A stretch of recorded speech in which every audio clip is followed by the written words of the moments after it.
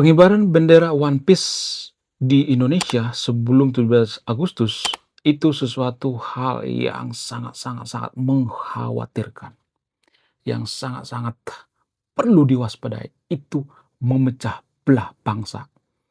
Begitu komentar para netizen di Indonesia, sebagian ya, tapi sebagian lagi ada yang mengatakan bahwa One Piece itu bentuk daripada revolusi, bentuk daripada perlawanan daripada sopir-sopir truk di Indonesia. Nah, yang jadi pertanyaan, apakah bendera One Piece ini sama dengan bendera khilafah? Apakah sama berbahayanya bendera One Piece ini dengan bendera khilafah?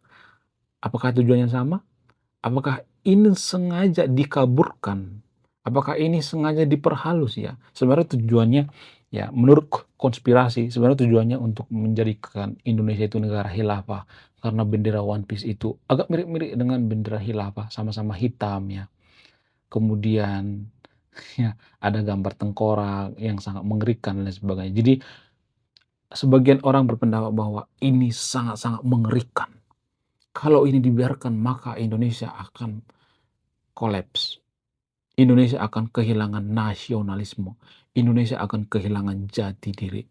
Kemudian ya, saya melihat ya, nasionalisme itu menurut saya pribadi sudah berubah ya. Arti nasionalisme zaman dulu dengan zaman sekarang sudah berubah. Kalau saya melihat sekarang ini, nasionalisme setia terhadap negara itu sudah berubah ya maknanya. Kenapa? Karena kalau kita nggak suka terhadap suatu negara, bisa aja pindah ke negara lain kan. Zaman sekarang kan bisa gitu ya, kalau punya duit ya, misalnya jadi pengusaha ya, misalnya nih dia nggak setuju dengan orang-orang Indonesia ya, misalnya dia punya usaha yang gede di Indonesia, ya tinggal pindahkan usahanya ke luar negeri ya, ke Vietnam, ke Amerika, ke China dan sebagainya. Jadi dalam hal ini, dalam konteks ini berarti nasionalisme itu zaman dulu, zaman sekarang itu sudah jauh berbeda kan. Artinya nasionalisme itu ya tergantung gitu, tergantung win-win solution gitu, tergantung kondisi gitu, bukan membabi buta seperti zaman dulu yang didoktrin bahwa nasionalisme itu harus gitu, kita harus mencintai Indonesia dan lain sebagainya. Tapi bukan berarti ya, saya tidak menyuruh yang nonton video untuk membenci Pancasila, Indonesia dan sebagainya. Saya tidak menyuruh yang nonton video untuk tidak nasionalis ya, tapi ada pergeseran ya, pengertian daripada nasionalis zaman dulu dengan zaman sekarang. Nah, yang jadi pertanyaan, kenapa pergeseran nasionalisme ini berubah? Kemudian viralnya bendera One Piece ini karena pengaruh daripada sopir-sopir truk, para bapak-bapak sopir truk yang ada di Indonesia protes terhadap pemerintah. Apa masalahnya? Masalahnya karena pengaruh daripada odol. Apa sih odol? Odol itu sikat gigi bukan sih? Bukan. Odol itu artinya kelebihan muatan ya. Bahasa simpelnya kelebihan muatan. Jadi pemerintah beberapa bulan yang lalu memberikan peraturan yang tidak disukai oleh sopir-sopir truk, yaitu ya kelebihan muatan harus dikurangi. Kenapa? Karena kelebihan muatan ini berbahaya untuk kerusakan jalan dan sebagainya. Dan ini ya yang dikomplain oleh sopir-sopir truk di Indonesia. Karena apa? Karena pemerintah tidak memperbolehkan sopir-sopir truk ini ya membawa muatan berlebihan. Itu yang dikomplain oleh sopir-sopir truk ini. Nah, yang jadi pertanyaan, dalam konteks ini apakah yang salah pemerintah atau sopir-sopir truk itu? Apakah kebijakan pemerintah ini bagus atau tidak? Itu yang jadi pertanyaan. Kemudian ya, apa filosofi daripada bendera One Piece ini? Atau topi jerami ini? Apa filosofinya? Secara antropologi, bagaimana bisa bendera One Piece ini bisa menjadi perubahan atau revolusi besar-besaran di Indonesia? Menarik untuk kita bahas. Langsung saja kita ke pembahasannya. Mari kita gaskan. Sebenarnya kalau boleh jujur ya, pengertian daripada nasionalisme atau definisi daripada nasionalisme itu menurut saya itu sangat rancu ya. Jadi kalau kita ambil contoh misalnya ya, seperti konflik yang terjadi di Papua misalnya. Konflik yang terjadi di Papua itu kan konflik politik ya, perebutan sumber daya dan lain sebagainya. Namun kalau ada orang yang meninggal di sana, aparat misalnya, militer misalnya, polisi misalnya di sana meninggal, apakah dia terlibat secara langsung dengan politik itu? Enggak kan? Apakah itu karena ulah dia? Enggak kan? Apakah dia yang menikmati? Enggak kan? Yang menikmati siapa? Para elit-elit. Saya tidak sedang ya mendoktrin yang nonton video ini untuk tidak nasionalis ya, tapi saya mengurai ya, atau mengambil dari perspektif yang berbeda gitu, apa itu arti daripada nasionalisme. Jadi militer kita atau tentara Indonesia itu kan dituntut untuk nasionalis ya, untuk menjaga keutuhan, negara kita dan lain sebagainya. Sama seperti Timor Timor zaman dulu atau Timor Leste. Kita ambil contoh misalnya, panglima daripada Timor Leste saat itu atau ya pemberontak saat itu, sekarang ini kalau ketemu dengan Pak Luhut misalnya atau Pak Prabowo misalnya, yang dulu di sana berjibaku yang mereka saling membunuh di sana ya. Tapi kalau mereka ketemu sekarang mereka ketawa-ketawa aja, rangkul-rangkulan, peluk-pelukan dan sebagainya. Jadi apa dong pengertian daripada nasionalis itu? Ya kenapa nggak setia gitu? Jadi ini yang jadi pertanyaan kan, ya. Jadi secara tidak langsung tentara itu dipergunakan alat politik sebenarnya untuk apa, untuk mencapai kekuasaan ya, memperebutkan wilayah dan lain sebagainya. Jadi bisa aja tentara-tentara itu ya tidak mengerti apa yang terjadi, mereka hanya pion-pion gitu yang disuruh maju ke depannya. Tapi yang, menikmati hasilnya itu para elit-elit yang di atas ya. Kemudian ya sama halnya yang terjadi dengan di Indonesia kalau saya perhatikan ya. Kalau saya perhatikan di Indonesia itu tidak ada yang namanya nasionalisme.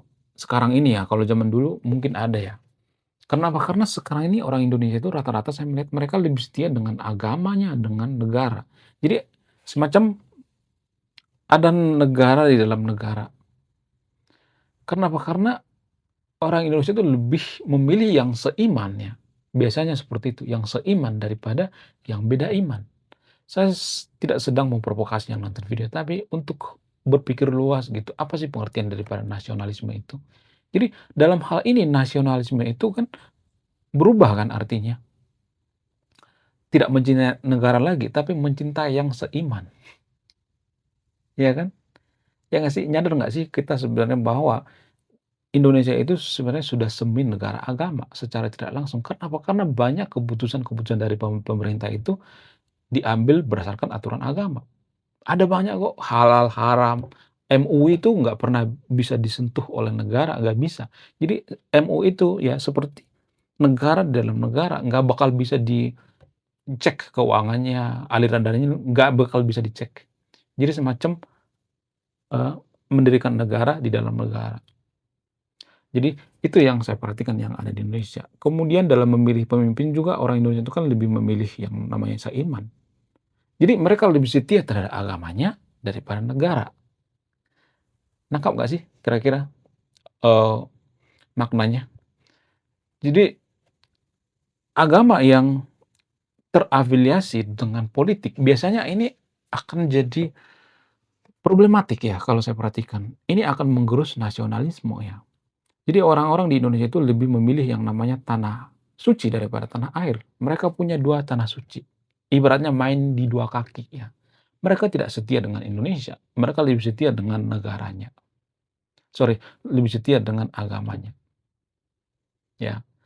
Itulah alasannya kenapa terjadi persekusi rumah ibadah. Kenapa? Karena mereka menganggap bahwa yang beda agama itu bukan satu negara mereka. Mereka menganggap bahwa yang seimanlah yang satu negara. Ini yang jadi masalah, problematik ya. Kemudian ya kalau, saya perhatikan agak mirip-mirip seperti khilafah.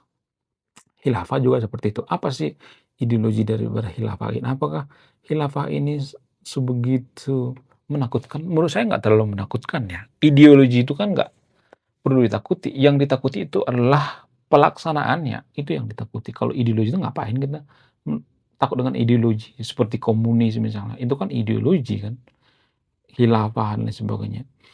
Kenapa khilafah ini, eee, disebut sebagai pengkhianat bangsa gitu dan sebagainya, apa alasannya? Karena terafiliasi dengan agama ya. Sama sebenarnya mendirikan negara di dalam negara, khilafah itu kan mendirikan negara dalam negara ya. Ada sebuah negara, terus ada lagi negara baru gitu namanya khilafah. Nah, yang jadi pertanyaan, apakah khilafah ini sama seperti bendera One Piece? Agak mirip-mirip sebenarnya, karena apa? Karena ada warna hitamnya juga, ya, ada tulisan-tulisannya juga gitu, ada gambar tengkoraknya juga gitu. Apakah ini sama gitu? Apakah ini hanya modus gitu, pengibaran bendera One Piece, sebenarnya di baliknya itu ada yang namanya khilafah gitu. Secara halus ini semacam revolusi ya, diperhalus ya, tapi tujuan sebenarnya untuk revolusi, untuk menjadikan Indonesia menjadi negara agama?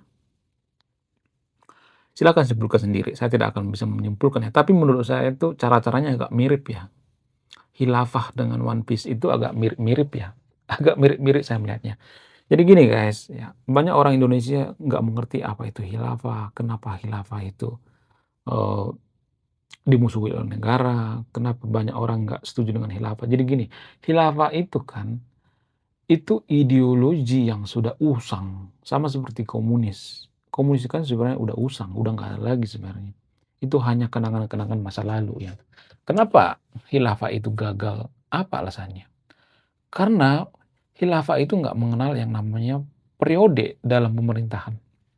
Jadi sama seperti kerajaan ya, terus gitu ya. Jadi bunuh-bunuhan jadinya.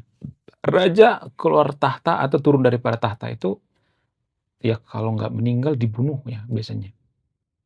Tua jarang-jarang ya kalau udah tua terus diganti lagi ya jarang-jarang ya, tapi biasanya bunuh-bunuhan ya.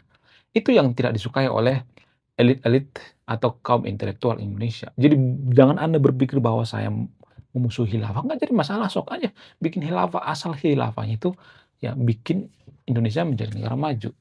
Tapi gimana mau maju coba kalau memilih pemimpin saja itu harus bunuh-bunuhan gitu. Karena khilafah itu nggak membatasi periode kan. Nggak ada misalnya kayak demokrasi 5 tahun, 6 tahun gitu. Nggak ada masa periodenya terus-terus. Jadi hanya kematian lah yang ya men-stop kekuasaan daripada khilafah. Hanya bunuh-bunuhan lah, ya, hanya pertumpahan darah lah yang men-stop khilafah. Itu yang pertama. Kemudian khilafah itu kan yang bikin undang-undang nabi kan. Sementara undang-undang nabi zaman dulu, zaman sekarang sudah jauh berbeda. Dan nggak ada lagi zaman sekarang nabi kan. Ya nggak sih? Jadi bagaimana mungkin bikin undang-undang kalau zaman sekarang nggak ada nabi? Zaman khilafah itu yang bikin undang-undang kan nabi. Sekarang yang bikin undang-undang DPR. Jadi bagaimana mungkin ya kita menghidupkan khilafah, nggak ada lagi yang namanya nabi. Nangkap nggak sih bedanya? Jadi bukan berarti kita membenci khilafah yang nonton videonya kalau misalnya ya sangat cinta dengan khilafah gitu. Kita bedah khilafah di sini. Kemudian apa? Anti riba ya, nggak ada bunga misalnya. Nah, kalau misalnya ada bank ya di negara khilafah misalnya, terus bank itu harus menggaji karyawannya, terus gajinya dari mana? Kalau misalnya bagi hasil. Saya tuh kadang ngakak gitu kalau misalnya orang mengatakan bagi hasil. Sedangkan per bulan aja diangsur ya, per bulan diangsur dengan bunga yang ringan. Ada saja yang macet, apalagi bagi hasil. Gimana caranya bagi hasil? Cuma kecuali kita sudah dekat ya dengan si nasabah misalnya ya. Kita punya mitra misalnya, mitra kerja. Itu pun banyak kok yang gagal ya dalam usaha. Kalau misalnya bagi hasil gitu. Banyak kok yang gagal ya. Jadi beda dengan ya bank misalnya. Kalau misalnya bank nih ada yang mengajukan pinjaman misalnya ada nasabah, kita kan nggak kenal nasabahnya kan. Jadi bagaimana mungkin kita bagi hasil dengan orang yang tidak kita kenali. Sedangkan mitra kita dalam berusaha ya. Kita punya usaha nih, kita punya mitra yang sudah kita kenal dari kecil, dari SD dan sebagainya. Kemudian kita bikin usaha dan hasilnya bagi hasil, bisa aja itu berantem.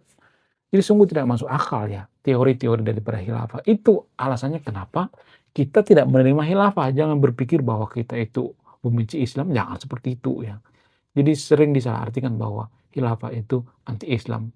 Ya kalau kita nggak menerima khilafah itu, oh kita anti Islam. Jangan seperti itu ya. Jadi terutama yang nonton video yang mau agama, mohonlah ya buka pikirannya, buka wawasannya. Kemudian ya, kenapa supir truk marah-marah gitu atau, melakukan perlawanan dengan bendera One Piece. Padahal kan sebenarnya yang dibikin oleh pemerintah itu hal yang bagus ya. Pemerintah menggunakan aturan odol ya, overload dimensi. Artinya supir truk itu nggak boleh bawa muatan berlebihan. Kenapa? Karena ini mempengaruhi stabilitas di jalan ya. Jadi tonase daripada jalan itu ada tonasenya. Misalnya nih, truk itu berapa ton sih misalnya, katakanlah 10 ton atau 7 ton, 5 ton misalnya. Nah, kalau lewat dari situ tuh ya, dengan muatannya misalnya, sementara tonase daripada jalan ini cuman, 1 ton, 2 ton misalnya, jalannya kan cepat rusak. Jadi makanya pemerintah menggunakan batasan, yaitu odol untuk batasan daripada muatan truk. Nah, di sinilah para supir truk itu berontak gitu ya, memberontak secara halus. Kenapa? Karena kalau mereka nggak bawa muatannya banyak, misalnya dia bawa, buah-buahan misalnya gitu, bawa pasir misalnya, ya kalau buatannya nggak berlebihan itu kan mereka nggak punya uang masuk kan, itu kan bagian daripada uang masuk dan mereka juga tambah capek kan. Itu yang mereka komplain. Ya, jadi saya tidak berpihak pada pemerintah ya, saya tidak berpihak pada supir truk ya, saya benar-benar netral dalam melihat ini ya, karena keluarga saya juga nggak ada yang supir truk gitu, jadi nggak mungkin saya membela supir truk ya. Jadi yang saya lihat di sini ya, supir-supir truk ini komplain tapi pada sesuatu hal yang tidak tepat ya, kurang tepat menurut saya. Kalau misalnya mereka komplainnya seperti ini ya, mereka kan komplain aturan itu dihapuskan ya, aturan pemerintah. Kalau mereka komplain seperti ini, kasih solusi yang lain deh gitu ya. Misalnya mengurangi pajak misalnya, kemudian mengsubsidi misalnya, bolehlah gitu ya, atau ngasih duit terhadap supir truk misalnya ya, disubsidi dan lain sebagainya, bolehlah ya, misalnya pemerintah memberikan solusi lain. Tapi masalahnya kan pemerintah tidak memberikan solusi lain, itu yang jadi permasalahan. Itu memicu kemarahan daripada supir-supir truk seluruh Indonesia sehingga tidak mengibarkan bendera merah putih ya. Sorry jenderal, kita tidak akan mengibarkan bendera merah putih. Kita akan mengibarkan, bendera One Piece, ya.